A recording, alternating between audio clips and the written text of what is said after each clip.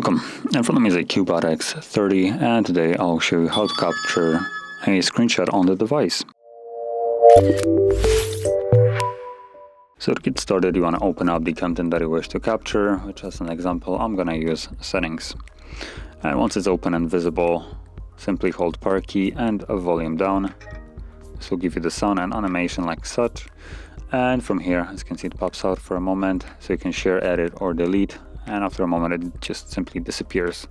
But that is how you would capture a screenshot. And now that screenshot can be found in your photo gallery, so let's open that up. And as you can see, there it is under screenshots. When you tap on it, you can view the screenshot that I have captured.